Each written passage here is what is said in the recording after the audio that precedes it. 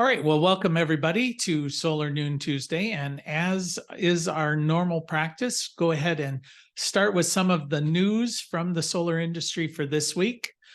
Just to remind everybody, I'm Jay Warmke with Blue Rock Station, and this is the news for the week of September 10th. Anyway, there's a report recently that came out that worldwide distributed energy grew at a rate of about 6% in the second quarter of 2023. Residential solar grew at an annualized rate of around 11%, and non-residential storage grew at a whopping 52%. So that's really the big growth area at the moment in solar. Globally, we're seeing that China is really dominating the marketplace or for solar installations. It's up about 94% year over year. China accounted for about 52% of all of the global installations of solar over the last year. Europe in second place with around 17.6%. The United States in third place at around 8%. Latin America growing pretty dramatically, 6.8%. And India is sort of showing up on these reports now for the first time with 4%. And the rest of the world accounts for about 12% of all of the solar installations. The U.S. solar market is expected to grow at about 52%, obviously a tremendous increase over last year for 2023. This is in large measure due to the incentives that are put in place in the Inflation Reduction Act.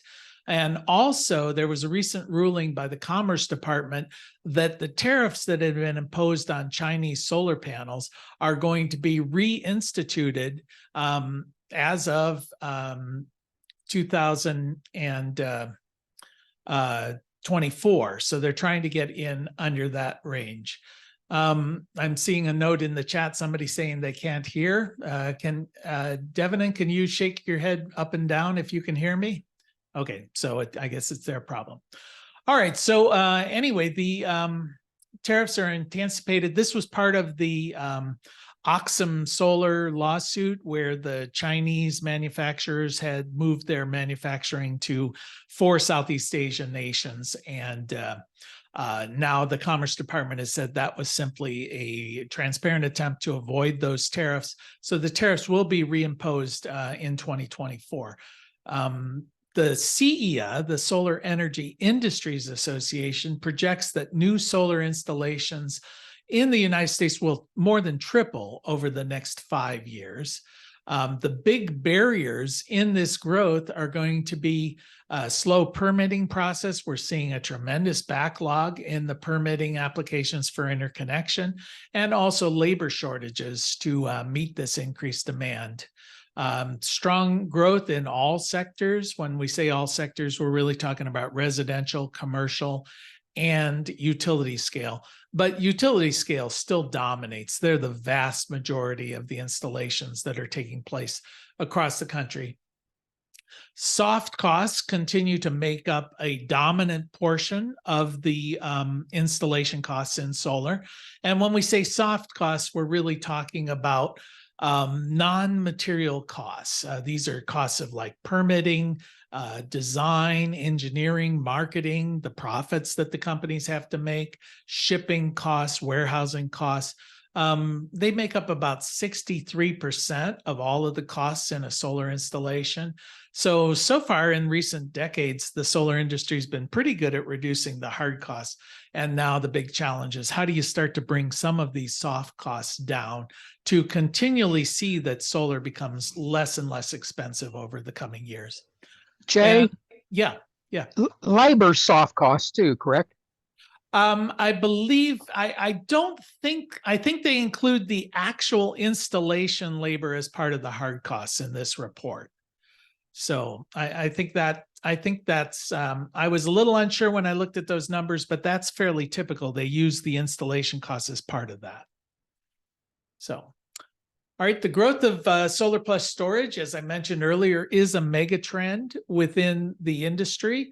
And we're starting to see that, where it was a very small portion of the installations in the past, now in 2022, we're seeing that about 10% of all of the installations include some sort of storage. And by 2027, they're anticipating that's going to grow up to around 30%, 33%. So about a third of the installations will incorporate storage as part of that system. And the levelized cost of large solar has dropped by about 3% in 2022, according to a recent study, down to just under 5 cents a kilowatt hour. This is the wholesale cost, so it's 4.9 cents per kilowatt hour for solar. And the numbers are pretty interesting. I think if you look at the dramatic change in the cost of solar, really this chart demonstrates, if you look over to the third column area there, solar PV in yellow was 44.5 cents per kilowatt hour wholesale in 2010. And it has now dropped down to about 5 cents, 4.9 cents per kilowatt hour in 2022. Likewise, we've seen the cost of wind drop from around 10 cents to around 3.5 cents for onshore wind. And likewise, all the other ones as well have gone down a little bit there. In fact, a recent comparison came out that showed that the highest cost renewable energy source when generating electricity is now cheaper than the lowest cost fossil fuel source when generating electricity. In 2010, solar cost about 710% of the cheapest fossil fuel, which at the time was coal. Today, solar costs about 29% less than the cheapest form of fossil fuel, which typically is going to be natural gas. All right, South Dakota School of Mines and Technology has found, they did a study how wildfires affect solar output. They found that it can reduce the output of a solar array by as much as 50%. Now, you would expect this, if there was smoke on the ground, but this really is dealing with upper atmosphere smoke, all of that haze that has been experienced over large parts of the country. And this is going to be a continued and growing problem because climate change is seeing more and more widespread wildfires taking place. And these smoke events are over large geographic regions and hang on for days, if not weeks. So that's going to have a big impact on solar generation, especially in the summer months.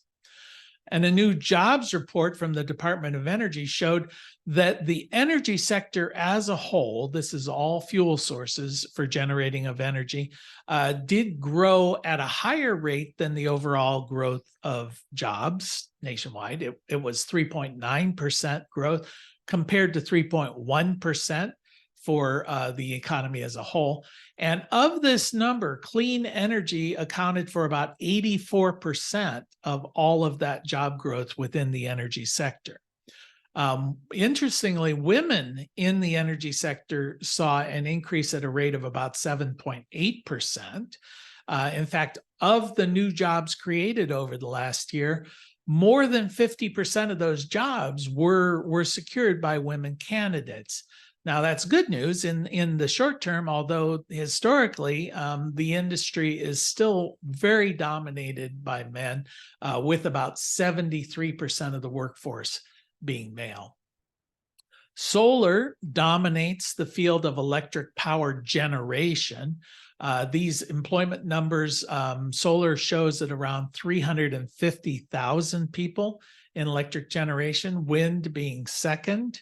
Fossil fuel really only accounts for about 195,000. So looking at this chart, you would think solar, wind, they're absolutely dominant, but this does not take into account fuel exploration and mining. With the coal, I think it might, because I know there are usually around 60,000, but I tried to dig into some of these numbers and they were a little less clear. I think these are just those people working in the generation of electricity by fuel sources, because I just can't believe that renewable is that dominant. I think those numbers really are just reflecting electric generation. And that's the news from the solar industry for this week. Throwing out a few things. Anybody have any comments or anything to add that you've run across in the last week that it would be of interest to the group? Give you just a second. All right. So let's look at some of the announcements. And again, feel free to jump on in. That's part of the whole purpose of this is an interaction. Okay, so the announcements, webinars coming up. Wanted to just make note that there is a conference going on out there in Las Vegas. Big industry event. The media within the industry is pretty well dominated with this. So you got a couple more days to run out to Las Vegas if you're so inclined to attend those sessions.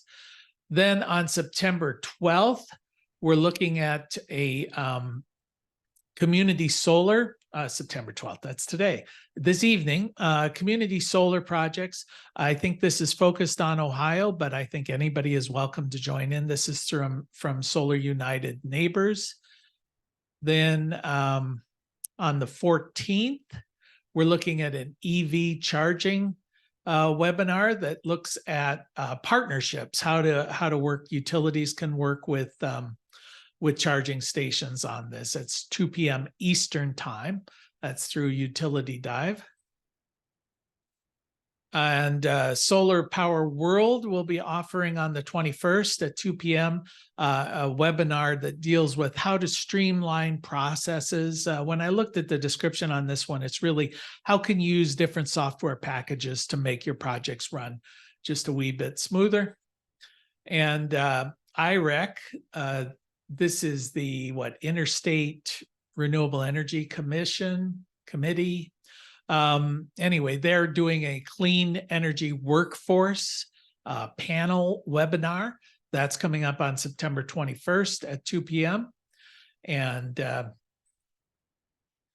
then there aren't that many webinars. If somebody else has access to them, that would be helpful if you want to share those, but these are the ones coming in on my feed. Usually we're dominated, but I wanted to put a shameless plug in for our workshops that are coming in. Most of these are already underway, although we are going to have a hybrid solar certification workshop coming up in December. So you can look at solarpvtraining.com, find some of those.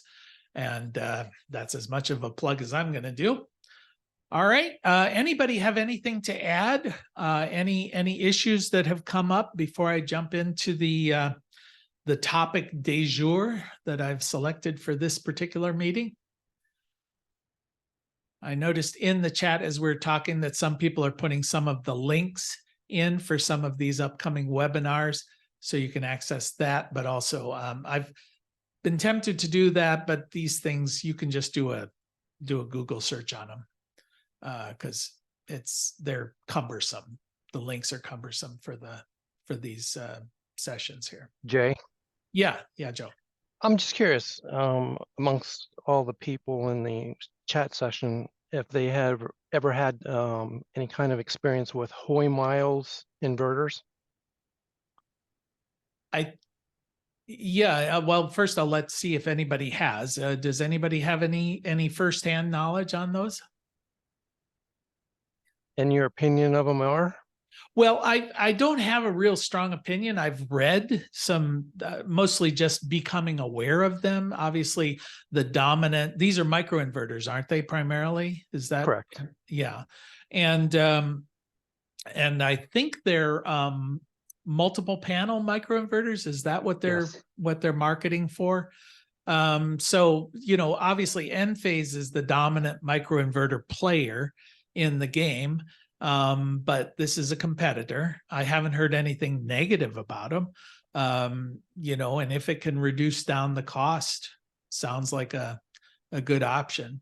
I will kind of warn though that a lot of these systems are becoming much more proprietary in nature. So if you used a microinverter from those guys, it probably would not be compatible with some of the other equipment that you might get through Enphase, for example, like their combiner box or their smart switch or their batteries or things like that. That might be an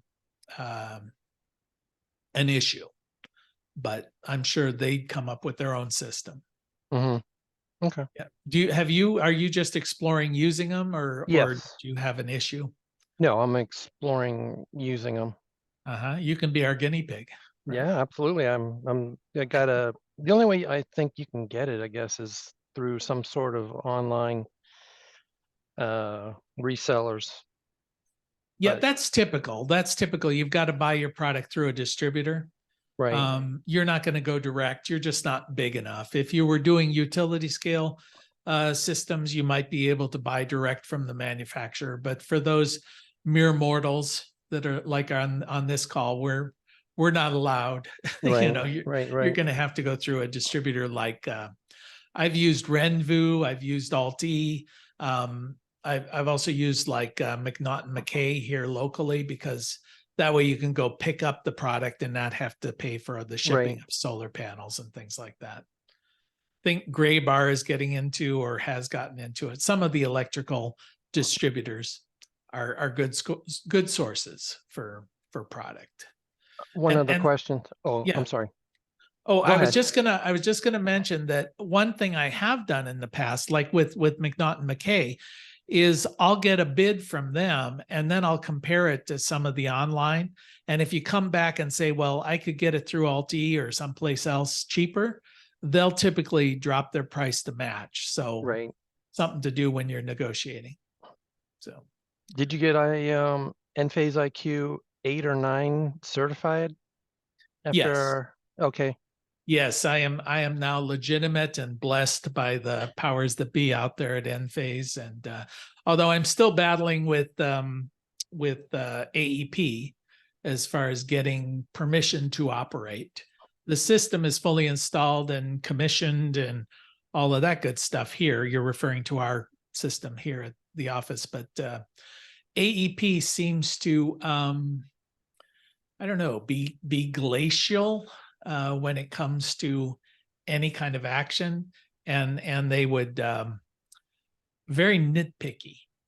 It's in the case, the battle that I'm going through right now is we had set it up to get permitting for 20 panels, but I wasn't quite sure if that would be too many. So we installed 15 thinking we might add 5, and we left the Enphase cabling and all the wiring and everything set up for 20. But then when we submitted all of the photographs, they came back and said, we see in your photograph, you've only got 15 panels. You were permitted for 20. You've got to go back to the beginning and reapply based on 15 instead of 20. And I wrote back and said, well, we're still maybe put in 20. We're just waiting to see because you don't want us to overproduce. And then they said, that doesn't matter. Do all the paperwork all over. And it has to be changed in 27 different places. But of course, their system never works. And every time you try and make a change, it crashes. And then you have to go back and forth. And it's a nightmare. So anyway, anybody else or Joe, if you have another question, anybody have a question before I jump in? Oh, all right, I'll go ahead and again, feel free to interrupt, but this is something, this came up. I was just doing some solar assessments over in North Central Ohio. And more when you go driving in that kind of region, you're going to see a lot of these signs along the road that say no solar panels on prime farmland. And it's interesting anyway, because they're all clearly made by the same people. Everybody's got the same signs. And so I was just curious as to who's behind this.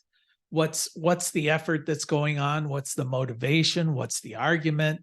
And so I did a little research, and then I thought I'd just share that with you.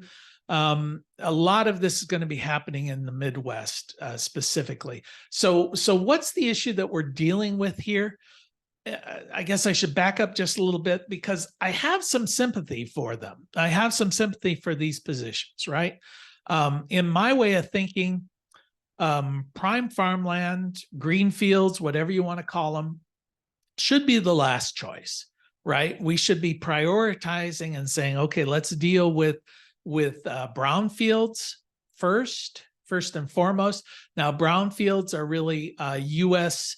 The EPA says, all right, brownfields are properties that have been polluted in the past. We've all seen them, abandoned industrial facilities, perhaps an old power plant that's been shut down, a coal mine, although sometimes those are referred to as black fields. So basically, let's take the land that's not good for anything else, and let's try and use it as for solar first. Inform for what you do. Okay, it's telling me that I should unmute.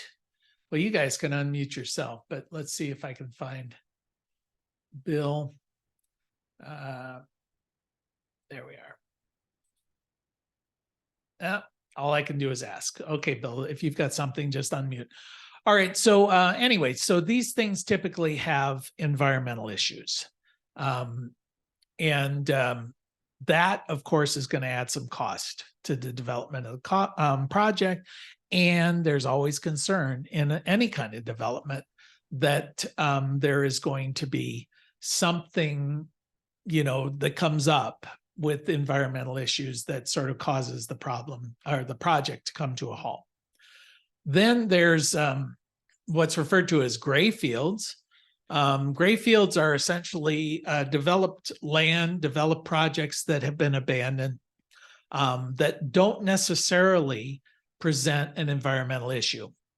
So this might be an abandoned shopping mall, perhaps an old school, something like that, some development.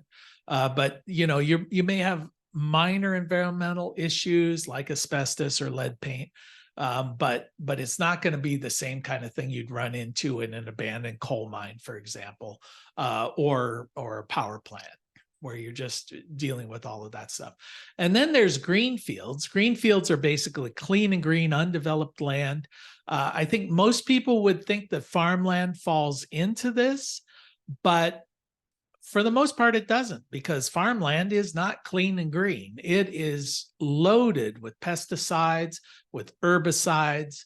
I think, and I'll touch just lightly on this in a little bit, farmland is already industrial for the most part.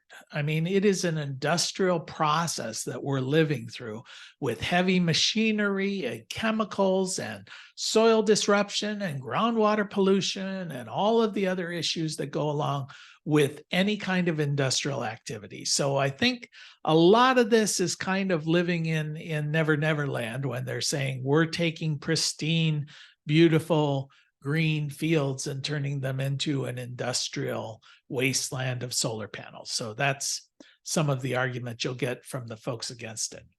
So who's are some of these groups that are involved with these anti-solar campaigns that are out there? Well, one that's right out front, and a lot of them are spinoffs from this group, is a group called the Citizens for Responsible Solar. And so I did some deep diving into what these guys are. But first, I want to tell you what they contend is the issue. So you go to their website, and this is what they're going to say: the 5 big, terrible things about solar.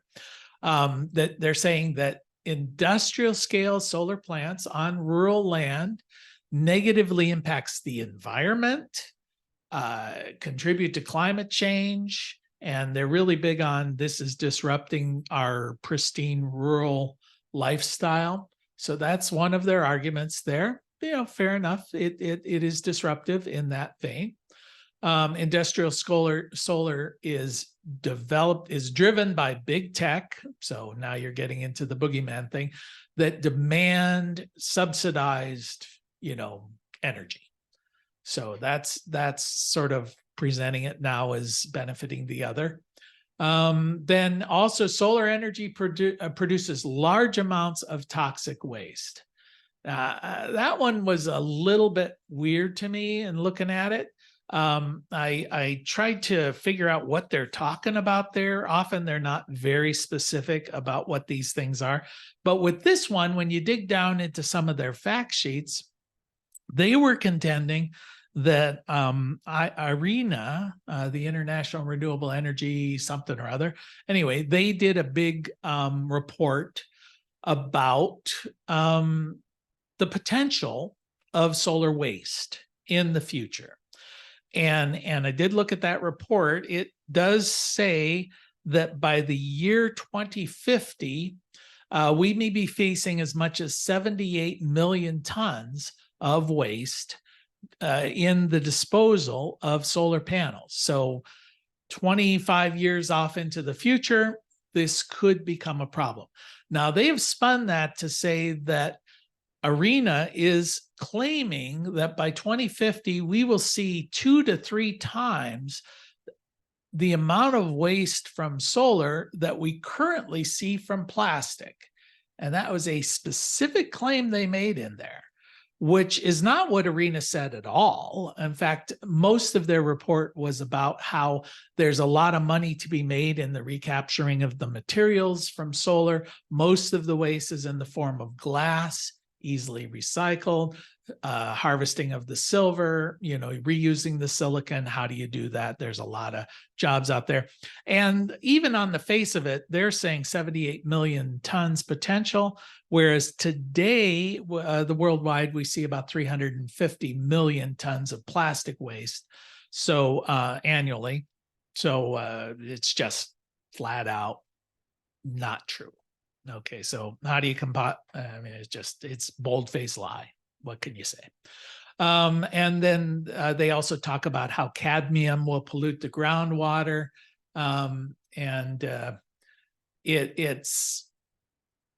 that's suspect. I didn't delve that deeply, but the cadmium telluride panels, I've never seen any articles talking about the leaching of cadmium into the soil.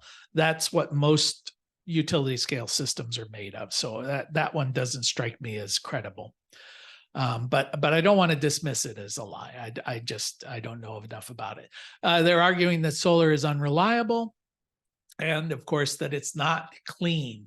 And that's interesting too, because they talk about, I mean, it's true. They say that there is the use of concrete in these, there's the use of metal, there's the use of glass. All of these contribute to CO2 emissions. True enough, but compared to what? If you want electricity compared to the alternatives, certainly substantially less, but that part of the argument is ignored. Yeah, I don't want to, I mean, obviously I'm an advocate for solar, but I don't want to sort of just knock them down each time. I just want to present what they're saying here. They're also saying that it takes farmland out of production. Okay, yeah. And it destroys the rural way of life. It causes groundwater pollution that had to do with the cadmium. And that is simply too expensive. This is the old trope that solar is just too expensive and can only compete against fossil fuels if it uses government subsidies. And hopefully, if you've been part of these conversations, you know that that's, well, even the news today is showing that the most expensive renewable energy without government subsidy is cheaper than the least expensive fossil fuel with government subsidies. So fossil fuels receive massive government subsidies. So anyway, those are just fairly easily discounted, but persuasive with some folks. So where are they targeting? They're really at the moment targeting here in the Midwest. We're seeing it's a Virginia organization. When I say Virginia, I really should say Washington, D.C., because as you'll see, these folks are really tied in politically, and it is a Washington, D.C. organization. So we're seeing it starting to percolate around throughout the Midwest. So why is this an issue? Well, of course, it's an issue because solar development and large solar development is growing and growing very, very quickly. So we are beginning to see large disruption within the places that otherwise may not have been developed are starting to see large amounts of solar development. So it's a disruption. So there are going to be those who are going to rise in opposition to it. So why are developers eager to take, farmland as opposed to developing old shopping malls or old coal power plants or whatever? Well, as I mentioned, the risk of that pollution, the EPA stepping in and calling a halt, is substantial. But they want flat sites. The flatter, the better. Well, so do farmers, right? For their fields, relatively flat. Not in a floodplain or a wetland. That's another issue that folks are looking for. Obviously, crops would not necessarily, or corn or soy, which is really what we're talking about in the industrial farming community. Solar farm can't be developed in a wildlife habitat. So once again, farms have already taken care of that problem.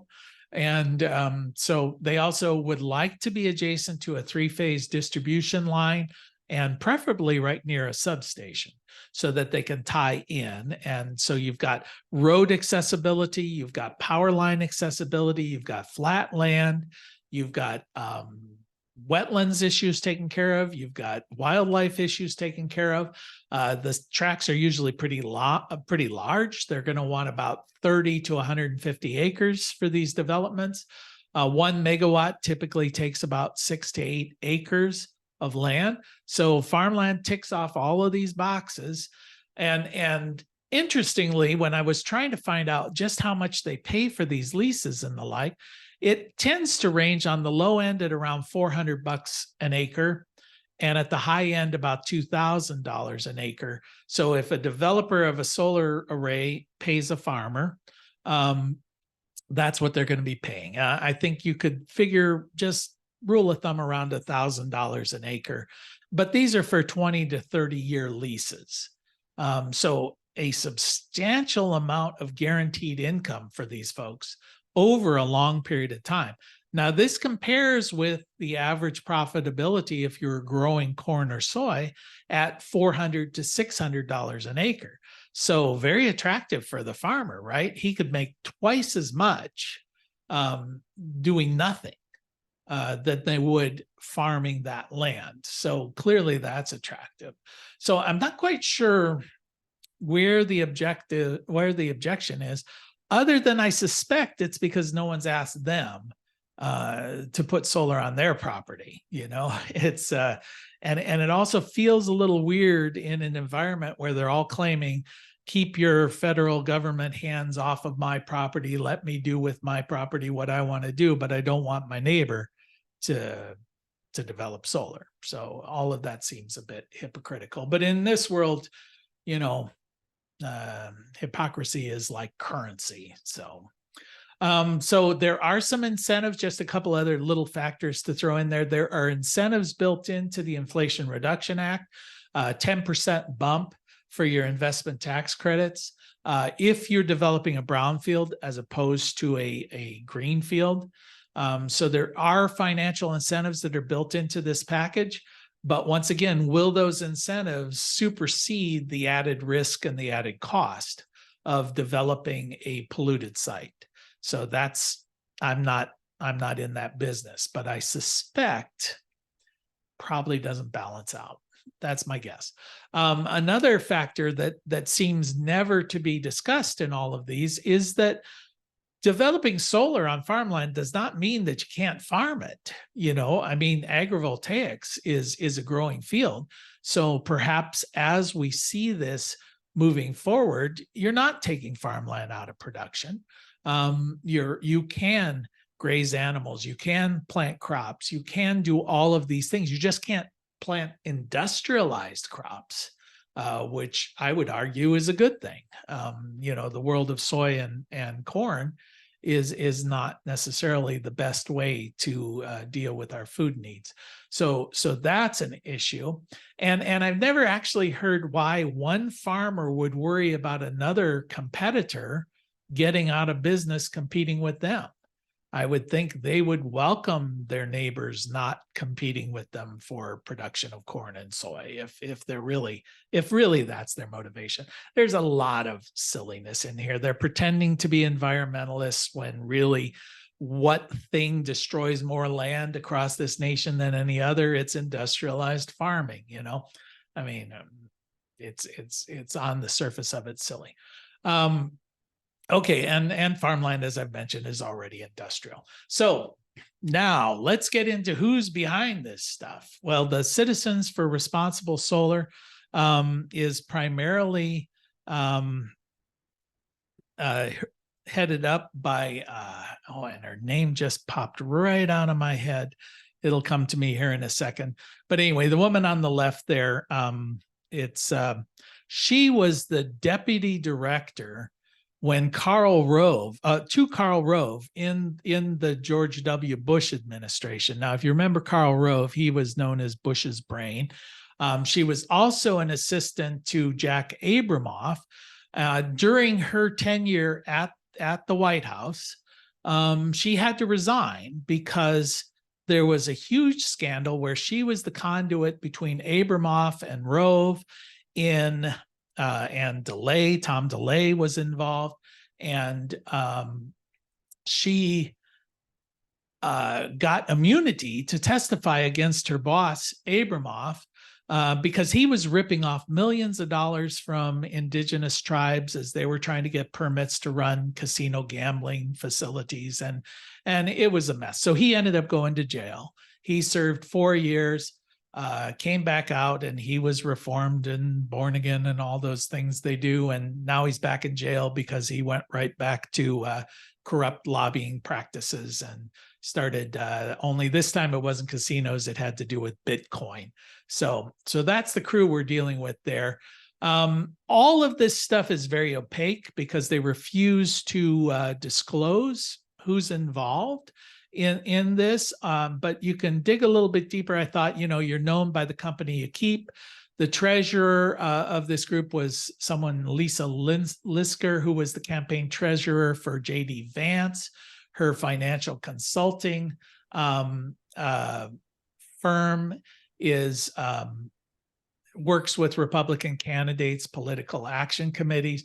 The lawyer that was involved, he's the same firm that represents a lot of other conservative organizations in Virginia, including the Federalist Society, which is involved in, stacking the Supreme Court, ALEC, the American Legislative, whatever committee that is, that's always pushing conservative agendas at the local level, and the Americans for Prosperity, which is the Koch brothers, essentially. So when we look at the donors to this group, links to the Koch brothers. According to Greenpeace, the Koch brother foundations have spent about $145 million with 90 different organizations to promote climate change denying.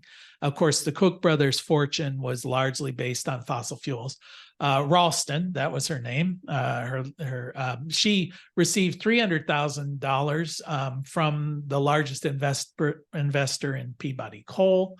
So a lot of tie-ins with fossil fuel remotely. You can't just specifically because they don't disclose that. What they do have to disclose is if another government-based or lobbying organization gives them money. So on their tax return, did find that the U.S. Chamber of Commerce gave them $150,000. Now, those of you who aren't familiar with the U.S. Chamber of Commerce, basically it's a Republican agenda organization, very, very partisan. This was the Contract with America kind of guys back with Newt Gingrich. Also, the Republican Governors Association donated $100,000. The Community Leaders of America, which is a group of Republican mayors and city councilmen, that gave $25,000. And for some reason, Lisa McCroskey's group in Alaska gave $100,000. So I guess fossil fuels up in Alaska are trying to stop solar down here in the lower 48.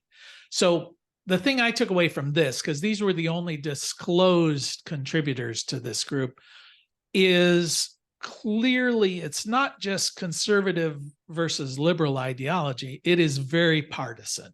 These are some of the stalwarts in the Republican Party who have determined that making solar, anti-solar is a platform. It's a political talking point. So that's interesting. As I'm doing this, since we're starting to wander into a little bit of politics here, anybody have any comments as I've been rambling around? I'm seeing some comments popping up in chat, but anybody want to throw in a comment here midway? Yeah, Pete? I just wanted to mention that I have a cousin who farms in southeast Wisconsin. And when he was complaining about how they take the best land for solar arrays, I pointed out to him that we're using that so-called best land to grow corn to feed the cars. And if our story is that we're doing that for vehicle miles, and that's the story they're being told, we should be putting PV on the land, because PV per square or per acre produces far more vehicle miles per year than corn does. And that's, ignoring the pollutants from fertilizers and the depletion of fossil groundwater. If their story is this land is precious, they would not be using it to feed cars. Yeah. And my cousin, the farmer, he totally agreed with that.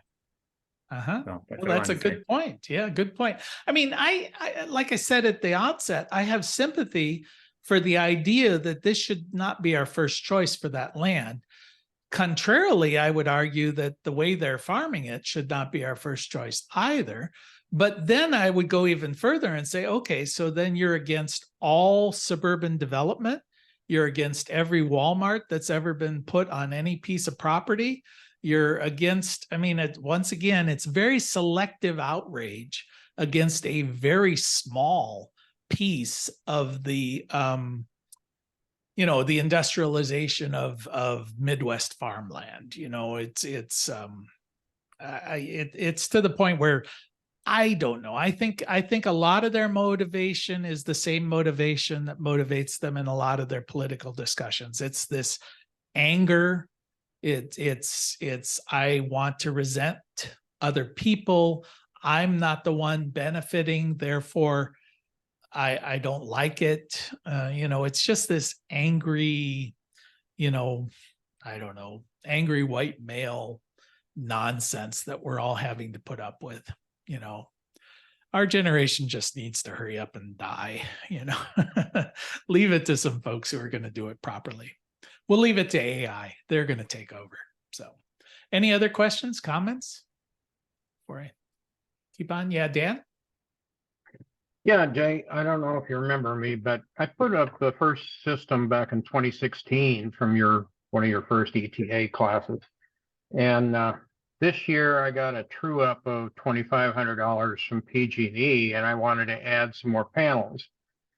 I want to do it without losing my net metering 1 status with PG&E. So I got a few more panels, and IQ8s are the only thing I can buy now. So can I put IQ7s and IQ8s on the same Enlighten? On the same, yeah, I believe you can, but they can't be mixed in the same branch circuit, I think. I'm not, when you're talking Enlighten, you're talking about the reporting mechanism, or are you talking about, can you connect them in to the same combiner box and not worry about whether they're reporting properly? Well, I want to connect them into the same combiner box. I bought a different Enlighten device, and when I went to try to get that one online, it wanted to know what my new permit number was. Yeah. And I don't want to go down that route at all. So what do I do?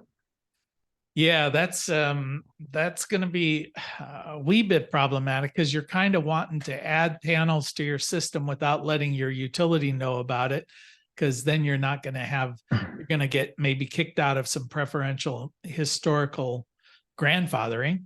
But the system, it used to be that you just have that Enlighten as a separate unit. Now it's typically built into the combiner box. Well, it's a separate unit that I have. Oh, yours is still a separate unit? Yeah.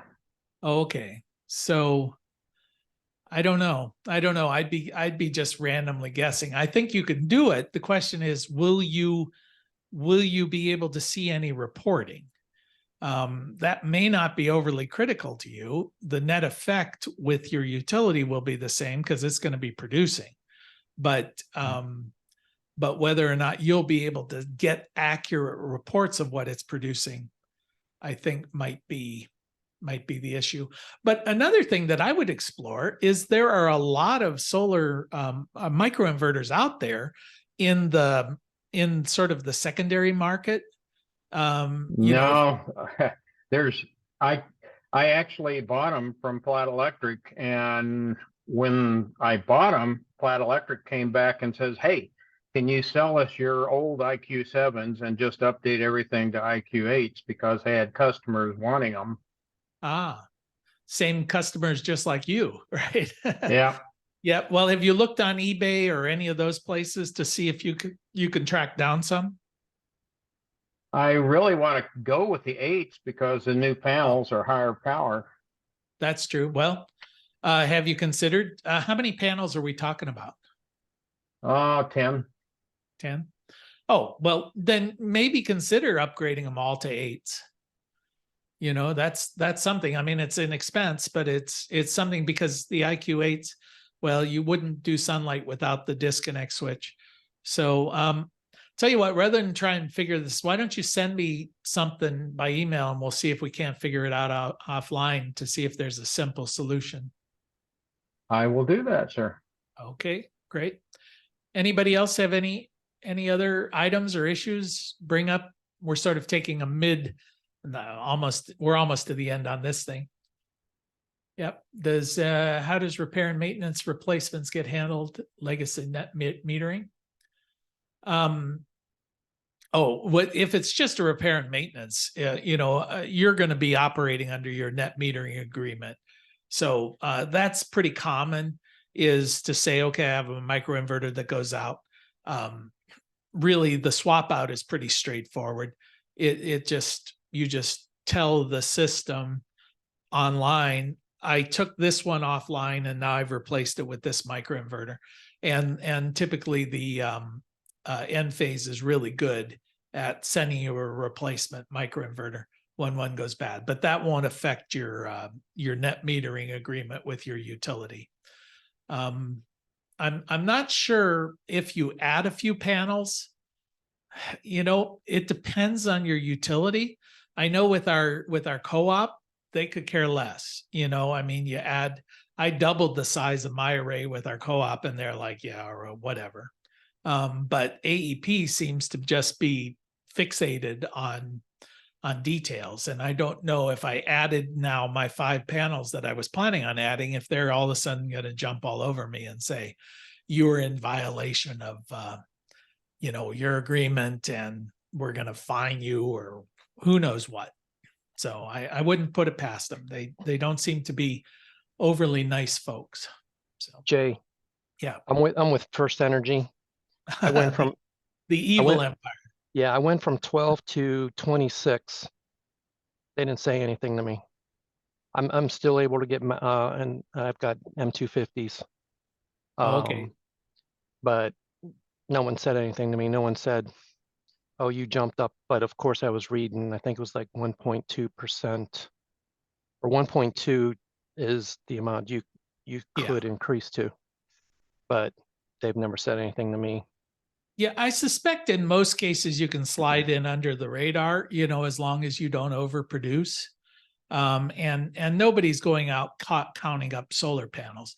But what will happen is if there's an issue, if somebody comes back, if there's something that comes up and they come out and they're doing something and they happen to notice, oh, you were only approved for 20 and there's 40 of them there, then I think that could be an issue.